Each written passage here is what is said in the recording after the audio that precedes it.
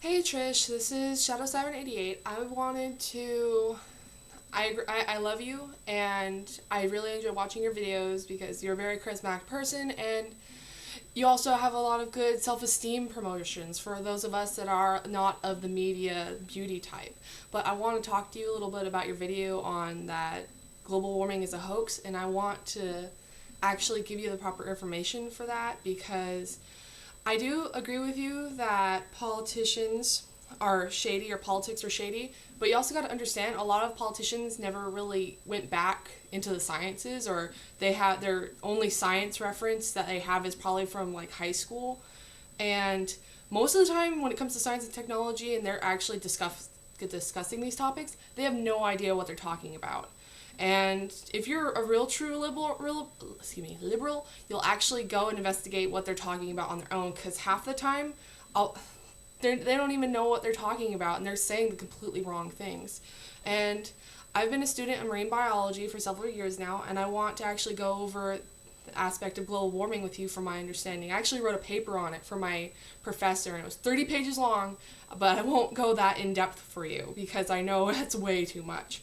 And global warming actually affects different aspects of our global system, and what I'm going into for describe to you is the ocean part of it. And I have this little diagram because I have 15 resources on the effects of global warming on our oceans, and this picture right here actually is a really good indicator of showing how the carbon dioxide actually goes into our oceans and affects our marine life. Now, to sum up most of these papers, the carbon dioxide that we burn from fossil fuels gets absorbed into our oceans, and that carbon actually reacts with the water, causing it to be more acidic. And that change actually harms a lot of the organisms that help keep our air clean, the microorganisms that help keep the system in balance and help promote clean air.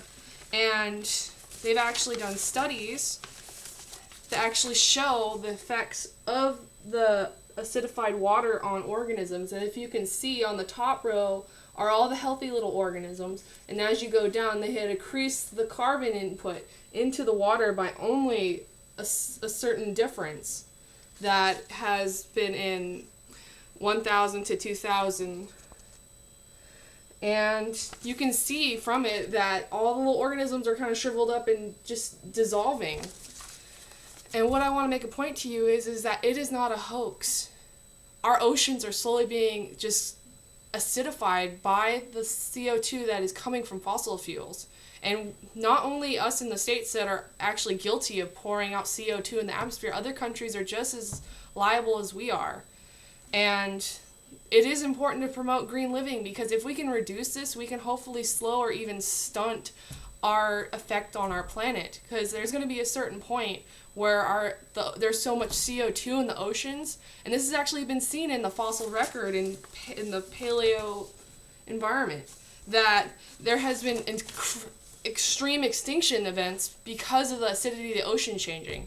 And a lot of scientists that claim that global warming does not affect our planet, they are probably looking at the slight cycling that our oceans go through in certain areas that naturally happens. But every ocean has its own environment, and there are more acidic environments, especially around volcanic vents, than there are everywhere else in the world. Especially on our coastline, we see a lot of changes in pH on a regular basis just because of the tides.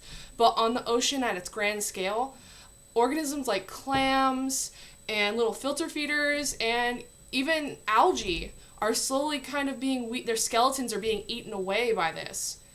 And my point is, before I get carried away with myself, is that actually, like, I have 15 papers on this, and I found them up for free online through like Google Scholar. Just type it in. Research what you're talking about. And I want to read to you the intro of this very first paper, and it's like one paragraph long. Actually, I lost it. Oh wait, here it is, sorry. And this comes from the Marine Pollution Bulletin. It actually goes, since the beginning of the Industrial Revolution, the oceans have taken up approximately 30% of CO2 produced from fossil fuel burning. cement manufacture, and land use changes, like deforestation.